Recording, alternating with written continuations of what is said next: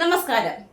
ഇത്തവണ കഴിഞ്ഞ RRB group D എക്സാമിലെ മാത്സിൽ നിന്നും ചോദിച്ച ചോദ്യങ്ങളാണ് ഞാനിവിടെ ഡിസ്കസ് ചെയ്യുന്നത്. ഇന്ന് ഞാനിവിടെ എടുത്തിരിക്കുന്നത് സ്പീഡ്, ഡിസ്റ്റൻസ്, ടൈം എന്ന ചാപ്റ്ററിൽ നിന്നുള്ളൊരു ചോദ്യമാണ്. ക്ലാസ് തുടങ്ങുന്നതിന് മുന്നേ നിങ്ങൾ എൻ്റെ ക്ലാസ്സുകൾ ആദ്യമായാണ് കാണുന്നതെങ്കിൽ എൻ്റെ ചാനൽ സബ്സ്ക്രൈബ് ചെയ്യുക.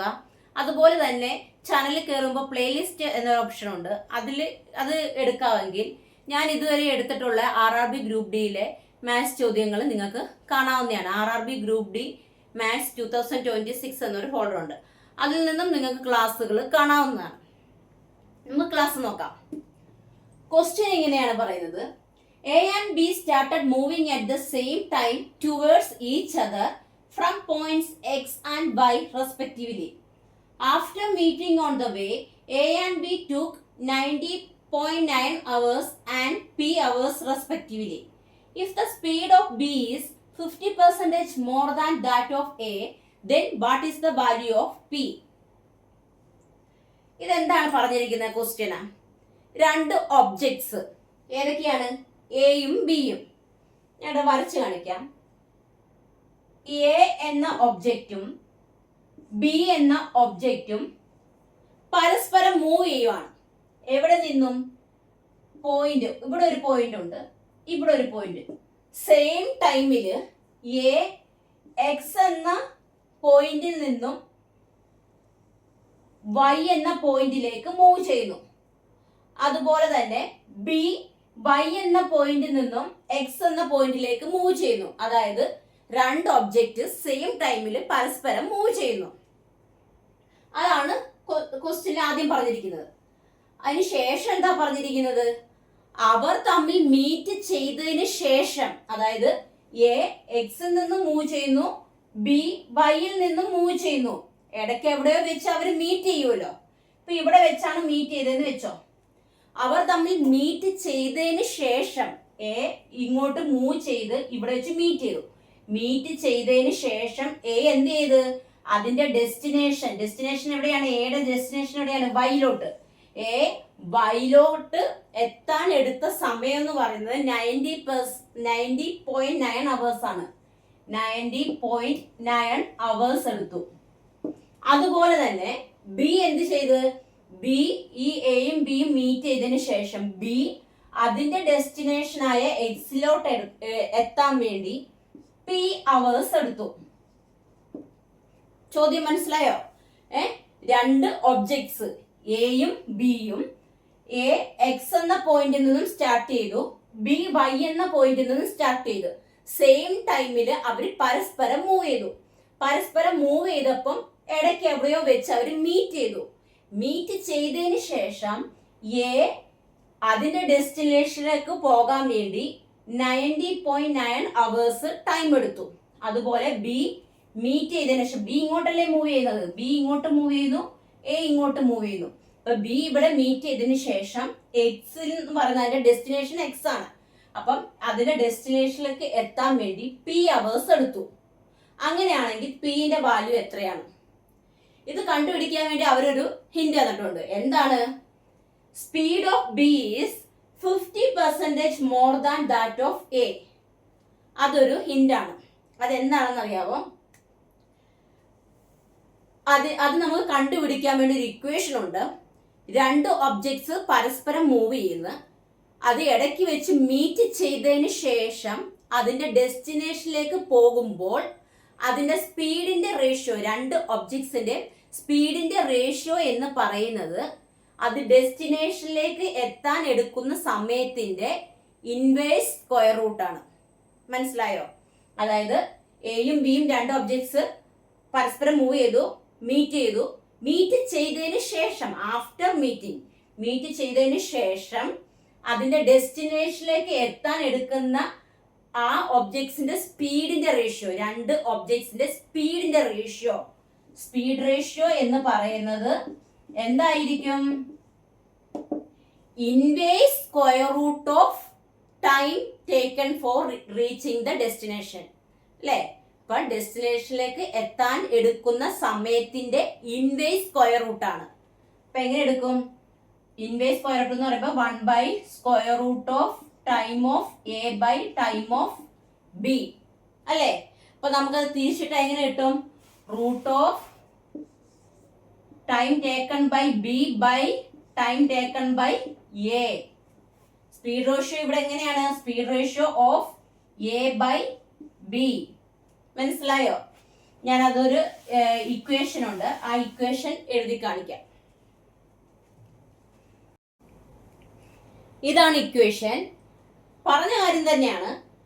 Four objects moving towards each other the speed ratio is the inverse square root of their time taken to reach destination after meeting. ഇപ്പൊ പറഞ്ഞ കാര്യം തന്നെയാണ്. അപ്പൊ നമുക്ക് ഈ ചോദ്യം എങ്ങനെയാണ് ചെയ്യുന്നതെന്ന് നോക്കാം.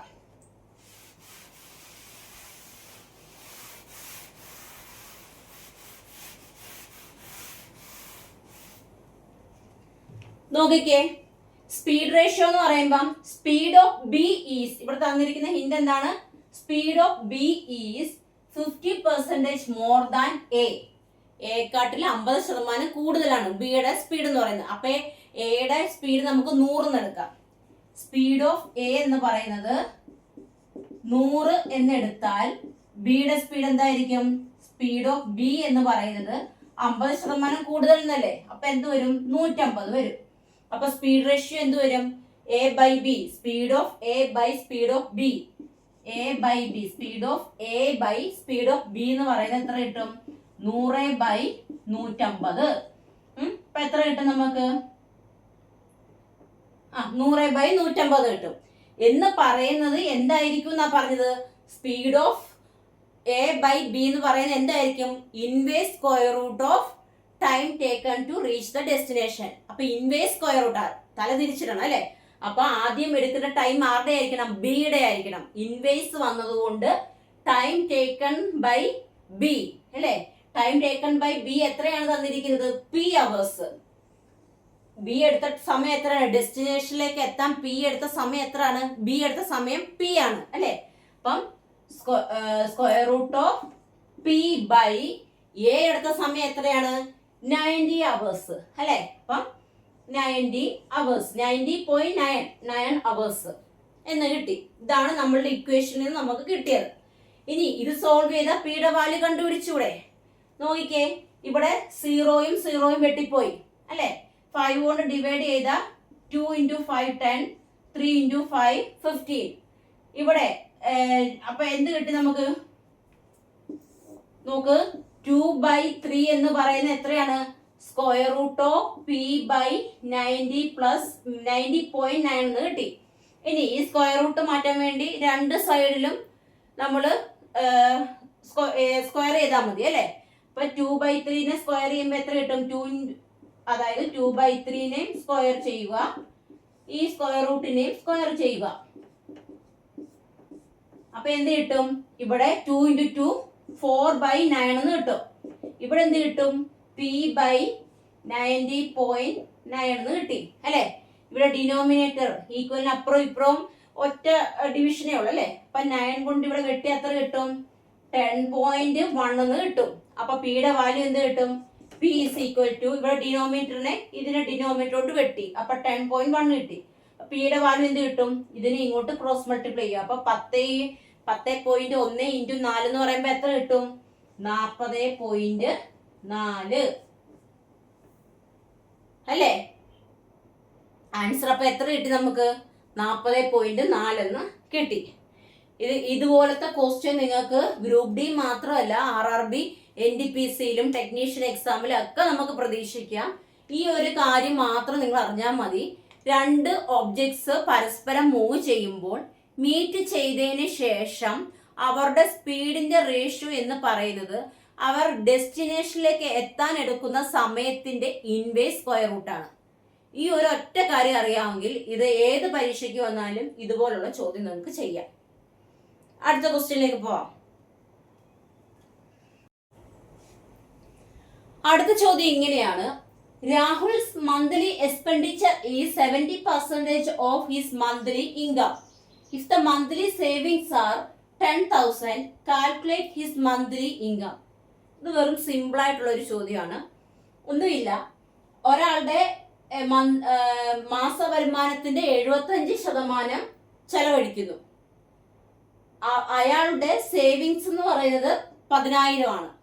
അങ്ങനെയാണെങ്കിൽ മാസ വരുമാനം എത്ര? ഇതാണ് ചോദ്യം. അപ്പൊ നോക്കിക്കേ, മന്ത്ലി ഇൻകം, മാസ വരുമാനം എന്ന് പറഞ്ഞാൽ എത്രയാണ്? നമ്മൾ ചെലവഴിക്കുന്നതും നമ്മൾ സേവ് ചെയ്യുന്നതും കൂടെ കൂട്ടുമ്പോഴല്ലേ. അപ്പൊ ആ ഒരു കാര്യം നിങ്ങൾ ഓർത്തിരിക്കുക.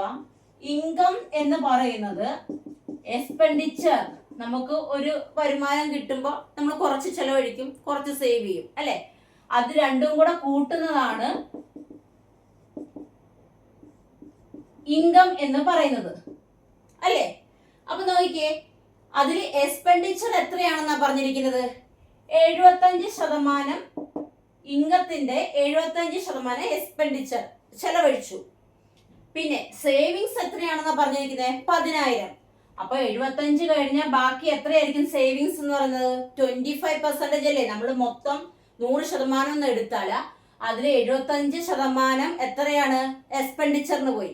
ബാക്കി സേവിങ്സിന് അപ്പൊ എത്രയായിരിക്കും വരുന്നത്? ഈ 25%. ആ 25%ത്തിനെയാണ് അവർ എന്ത് പറഞ്ഞിരിക്കുന്നത്? 10,000 രൂപയാണെന്ന് പറഞ്ഞിരിക്കുന്നത് അല്ലെ.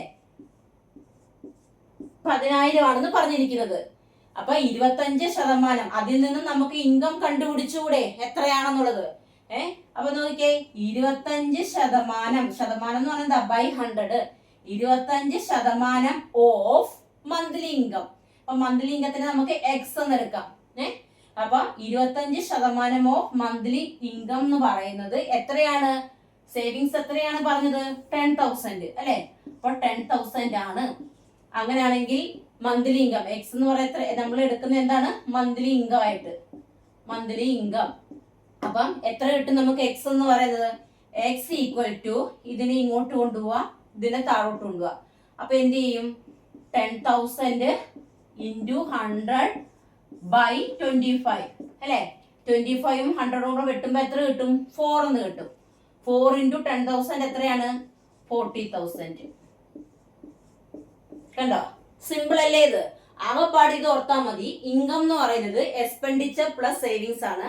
അതിൽ എക്സ്പെൻഡിച്ചർ 75% ആണ്. പക്ഷെ നമുക്ക് തന്നിരിക്കുന്ന ഹിന്റ് എന്താണ്? സേവിങ്സ് എന്ന് പറയുന്നത് 10,000 ആണ്. അപ്പം 75% എക്സ്പെൻഡിച്ചർ ആണെങ്കിൽ ബാക്കി സേവിങ്സ് 10,000 എന്ന് പറയുന്നത് എത്ര ശതമാനം? 25%. എന്തിന്റെ 25%? മന്ത്ലി ഇൻകത്തിന്റെ 25%. അത് വെച്ച് നമുക്ക് ഈസി ആയിട്ട് കണ്ടുപിടിച്ചൂടെ? അടുത്തൊരു ചോദ്യം കൂടെ ചെയ്യാം. അടുത്ത ചോദ്യം ഇങ്ങനെയാണ്: if the expenditure of Sudha is 175% more than her savings, if her expenditure decreases by 12% and savings increases by 40.5%, then by what percentage does her income increase? എന്ന് വെച്ചാൽ ഇപ്പൊ പറഞ്ഞ കാര്യം തന്നെ. നമ്മുടെ ഇൻകം എന്ന് പറയുന്നത് എന്താണ്? എക്സ്പെൻഡിച്ചർ പ്ലസ് സേവിങ്സ് ആണ് അല്ലേ. അപ്പൊ അതിൽ പറഞ്ഞിരിക്കുന്നത് എന്താണ്? ആദ്യത്തെ പോയിന്റ് എന്താ പറഞ്ഞിരിക്കുന്നത്? സുധയുടെ എക്സ്പെൻഡിച്ചർ എന്ന് പറയുന്നത് സേവിങ്സിനേക്കാളും 175% കൂടുതലാണ്. അതിൽ നിന്ന് നമുക്ക് എന്ത് എഴുതാം? സേവിങ്സിനേക്കാളും 175% കൂടുതലാണ്. അപ്പൊ സേവിങ്സ് എത്ര എടുക്കാം? സേവിങ്സ് നമുക്ക് 100 എന്ന് എടുക്കാം. 100% അല്ലെ, 100 എന്ന് എടുക്കാം. അങ്ങനെയാണെങ്കിൽ എക്സ്പെൻഡിച്ചർ എത്രയാണ്? എക്സ്പെൻഡിച്ചർ എന്ന് പറയുന്നത് 175% കൂടുതലല്ലേ. അപ്പൊ 100 പ്ലസ് 175 അപ്പൊ എത്ര വരും? 275. സേവിങ്സ് 100 എന്ന് എടുക്കാം. അപ്പൊ എക്സ്പെൻഡിച്ചർ 175% മോർ ദാൻ സേവിങ്സ് എന്ന് പറഞ്ഞതുകൊണ്ട് 100 പ്ലസ് 175 275. അത്രയും ഓക്കെ അല്ലേ? ഇനി if her expenditure decreases by 12% and savings increases by 40.5%, then by what percentage does her income increase? അതായത് ഇപ്പോൾ ഉള്ള ഈ എക്സ്പെൻഡിച്ചറിൽ നിന്നും 12% കുറയുകയും ഡിക്രീസ് ചെയ്യുകയും അല്ലേ. ഇത് 12% ഡിക്രീസ് ചെയ്യുന്നു. സേവിങ്സ് എന്ത് ചെയ്യുന്നു? 40.5% ഇൻക്രീസ് ചെയ്താല പുതിയതായിട്ട് കിട്ടുന്ന ഇൻകത്തിന്റെ ഇൻക്രീസ് എത്രയാണ്? ഇൻക്രീസിന്റെ പെർസെന്റേജ് എത്രയാണെന്നാണ് ചോദ്യം. അപ്പൊ നമുക്ക് നോക്കാം. എക്സ്പെൻഡിച്ചർ 12% ഡിക്രീസ് ചെയ്യുമ്പോൾ ഉള്ള ന്യൂ എക്സ്പെൻഡിച്ചർ എത്രയാണെന്ന് നോക്കിക്കേ. ന്യൂ എക്സ്പെൻഡിച്ചർ 12% അല്ലേ കുറയുന്നത്. 12% കുറയുമ്പോ എങ്ങനെയാണ്? 275 മൈനസ് ഡിക്രീസ് ചെയ്തോണ്ട് മൈനസ് 12% അല്ലേ കുറയുന്നത്. 12% ഓഫ് എന്തിന്റെ? ഈ ഓൾഡ് എക്സ്പെൻഡിച്ചറിന്റെ അല്ലേ. അപ്പൊ 275 നോക്കിക്കേ, വെട്ടി ചെയ്യാം. 5 കൊണ്ട് ചെയ്യുമ്പോ ഇവിടെ 20 വരും. ഇവിടെ എത്ര കിട്ടും? 55 കിട്ടും. ഇവിടെ പിന്നെ 5 കൊണ്ട് ചെയ്യുമ്പം ഇവിടെ 4 കിട്ടും. ഇവിടെ എത്ര കിട്ടും? 11 കിട്ടും അല്ലെ. ഇവിടെ 4ഉം 12ഉം കൂടെ ചെയ്യുമ്പോൾ 3 കിട്ടും. അപ്പൊ എത്ര കിട്ടി? 33 കിട്ടി.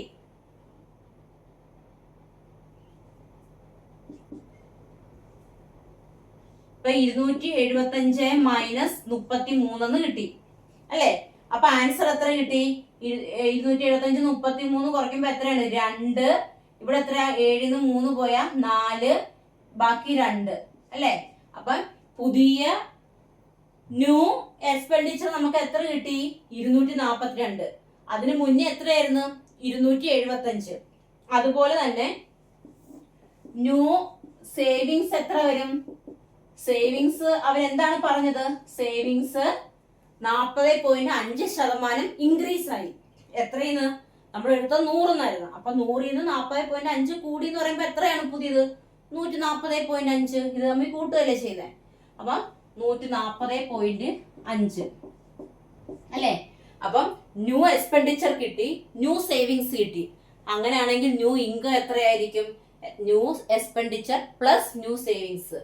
അപ്പം ന്യൂ ഇൻകം എന്ന് പറയുന്നത് ഇപ്പോൾ കിട്ടിയ എക്സ്പെൻഡിച്ചറും സേവിങ്സും കൂടെ കൂട്ടുന്നതാണ്. അപ്പൊ എത്ര കിട്ടും? 242 പ്ലസ് 140.5 അല്ലേ. അപ്പൊ എത്ര കിട്ടി നമുക്ക്? 5, 2, 4, 4, 8, 2, 1, 3. 382.5 കിട്ടി. ഇവിടെ നമുക്ക് ഓൾഡ് ഇൻകം എത്രയായിരുന്നു? ഓൾഡ് ഇൻകം എന്ന് പറയുന്നത് 100 പ്ലസ് 275 അല്ലെ. അപ്പൊ എത്രയായിരുന്നു? 375 ആയിരുന്നു. ഓൾഡ് ഇൻകം എന്ന് പറയുന്നത് 375 ആണ്. 12% എക്സ്പെൻഡിച്ചർ കുറഞ്ഞപ്പോൾ 242 കിട്ടി. 40.5% സേവിങ്സ് കൂടിയപ്പോൾ 140.5 കിട്ടി. അപ്പൊ ന്യൂ ഇൻകം എന്ത് ചെയ്ത്? ഈ എക്സ്പെൻഡിച്ചറും സേവിങ്സും കൂടെ കൂട്ടി 382.5 കിട്ടി. നമ്മളോട് ചോദിച്ചിരിക്കുന്നത് ന്യൂ ഇൻകം ആണോ ചോദിച്ചിരിക്കുന്നത്? അല്ല, ന്യൂ ഇൻകത്തിന്റെ പെർസെന്റേജ് ഇൻക്രീസ് ആണ് ചോദിച്ചിരിക്കുന്നത് അല്ലെ. എത്ര ഇൻക്രീസ് ആയെന്നും അല്ല ചോദിച്ചിരിക്കുന്നത്, അതിന്റെ പെർസെന്റേജ് ആണ് ചോദിച്ചിരിക്കുന്നത്. അപ്പൊ എത്ര പെർസെന്റേജ് ഇൻക്രീസ് ആയത്? ഇപ്പോൾ കിട്ടിയ പുതിയ ഇൻകം മൈനസ് ഓൾഡ് ഇൻകം. അപ്പൊ നോക്കിക്കേ, ഇൻക്രീസ് ആയത്. ഇൻക്രീസ് ഇൻ ഇൻകം എന്ന് പറയുന്നത് എത്രയാണ്? 382.5 നിന്നും പഴയ ഇൻകം എത്രയായിരുന്നു? 375. അപ്പൊ 375 കുറയ്ക്കുമ്പോ നമുക്ക് എത്ര കിട്ടും? ഇവിടുന്ന് പോകുമ്പോ 7.5 കിട്ടി അല്ലെ. അതിന്റെ പെർസെന്റേജ് കാണുന്നത് എങ്ങനെയാണ്? എപ്പോഴും ചോദിക്കുന്നത് ഇൻക്രീസ് ഇൻ പെർസെന്റേജ് എന്ന് ചോദിക്കുമ്പോൾ നോക്കിക്കേ, ഇവിടെ നമ്മള് 382.5 നിന്നും 375 കുറച്ചു. Divided by percentage increase in income എന്ന് ചോദിക്കുമ്പോൾ എന്താണ്? New income minus old income by ചെറിയ വാല്യൂ എഴുതണം. അതായത് ഓൾഡ് ഇൻകം 375. മനസ്സിലായോ? എപ്പോഴും ഓർത്തോണം ഈ ഡിവിഷൻ. എപ്പോഴും ആൾക്കാർക്ക് എല്ലാവർക്കും വരുന്ന ഒരു ഡൗട്ടാണ്, ഈ ഡിവൈഡഡ് ബൈ ഈ വാല്യൂ ആണ് എഴുതേണ്ടത് അതോ ഈ വാല്യൂ ആണ്? ഇൻക്രീസ് ചോദിക്കുമ്പോൾ ചെറിയ വാല്യൂ, അതായത് രണ്ടാമത് എഴുതിയിരിക്കുന്ന വാല്യൂ എഴുതുക. ഡിക്രീസ് ആണ് ചോദിക്കുന്നതെങ്കിൽ ഇതേ മൈനസ് ഇതേ ബൈ ആദ്യത്തെ വാല്യൂ എഴുതണം. മനസ്സിലായോ? ഇൻക്രീസ് ആണെങ്കിൽ ഡിനോമിനേറ്ററിൽ ചെറിയ വാല്യൂ എഴുതുക, ഡിക്രീസ് ആണെങ്കിൽ ഡിനോമിനേറ്ററിൽ വലിയ വാല്യൂ എഴുതുക. അപ്പൊ ഇത് സോൾവ് ചെയ്യുമ്പോൾ നമുക്ക് എങ്ങനെ കിട്ടും? സോൾവ് ചെയ്യുമ്പോൾ ഇത് തമ്മിൽ മൈനസ് ചെയ്തപ്പോൾ നമുക്ക് 7.5 എന്ന് കിട്ടി ബൈ 375. ഇങ്ങോട്ടൊന്ന് എഴുതുവാണേ. അപ്പൊ എത്ര കിട്ടി? 7.5 ബൈ 375 കിട്ടി. എന്താണ്? Percentage increase in income. ഈ പോയിന്റ് മാറ്റാൻ വേണ്ടി 10 കൊണ്ട് മേളിലും താഴെയും ഗുണിക്കുന്നത്. അപ്പൊ എത്ര കിട്ടി? 75/375 അല്ലേ? നമുക്ക് 5 കൊണ്ട് 75 കൊണ്ട് തന്നെ വെട്ടാവല്ലോ. അല്ല, ഇൻറ്റു 100 കൂടി ഉണ്ട് കേട്ടോ. പെർസെൻറ്റേജ് ഇൻക്രീസ് ഇൻ ഇൻകം അല്ലേ? സോറി, ഇവിടെ ഇൻറ്റു 100 കൂടി ഉണ്ട്. അപ്പൊ നോക്കിക്കേ, വലിയ വാല്യൂ മൈനസ് ചെറിയ വാല്യൂ ഹോൾ ഡിവൈഡ് ബൈ, ഇവിടെ ഇൻക്രീസ് ആയതുകൊണ്ട് ഈ രണ്ടാമത് ചെറിയ വാല്യൂ ഇൻറ്റു 100. ഇൻറ്റു 100 എന്താ വന്നേ? പെർസെൻറ്റേജ് ആ ചോദിച്ചിരിക്കുന്നത്. അപ്പൊ ഇൻറ്റു 100 ചെയ്തു അല്ലെ? അപ്പം 0 0 വെട്ടിപ്പോയി. ഇവിടെ 75ഉം 75ഉം കൂടെ വരുമ്പോൾ നമുക്ക് എത്ര കിട്ടും? 75 2 പ്രാവശ്യം ആകുമ്പോൾ 150, 4 പ്രാവശ്യം ആകുമ്പോൾ 300, 5 പ്രാവശ്യം ആകുമ്പോൾ 375 അല്ലെ? അപ്പൊ 5ഉം 10ഉം കൂടെ വെട്ടി എത്ര കിട്ടും? 2. അപ്പൊ എത്ര കിട്ടി? 2% നമുക്ക് ഇൻക്രീസ് ആയത്. മനസ്സിലായല്ലോ അല്ലെ? അപ്പൊ ഇങ്ങനെ വേണം ഇങ്ങനത്തെ ചോദ്യങ്ങൾ ചോദിക്കുമ്പോൾ, ഈ എക്സ്പെൻഡിച്ചർ സേവിങ്സ് ചോദിക്കുമ്പോൾ നിങ്ങൾ ഒറ്റ ഒരു കാര്യം ഓർക്കുക, income is equal to expenditure plus savings. പിന്നെ ഈ തന്നതിൽ നിന്നും നിങ്ങൾ സോൾവ് ചെയ്ത് എടുക്കുക. അപ്പൊ ഇവിടെ പഴയ ഇൻകത്തിൽ നിന്ന് പുതിയ വാല്യൂ എത്രയാണ് ഇൻക്രീസ് ആയത്? 2%. അപ്പോൾ എൻ്റെ ക്ലാസ്സുകൾ ഇഷ്ടപ്പെട്ടു എന്ന് ഞാൻ വിചാരിക്കുന്നു. ക്ലാസ്സുകൾ മനസ്സിലാവുകയാണെങ്കിൽ ലൈക്ക് ചെയ്യുക, കമൻറ്റ് ചെയ്യുക, മറ്റുള്ളവർക്ക് നിങ്ങൾ ഷെയർ ചെയ്ത് കൊടുക്കുക. അടുത്ത ക്ലാസ്സിൽ കാണാം.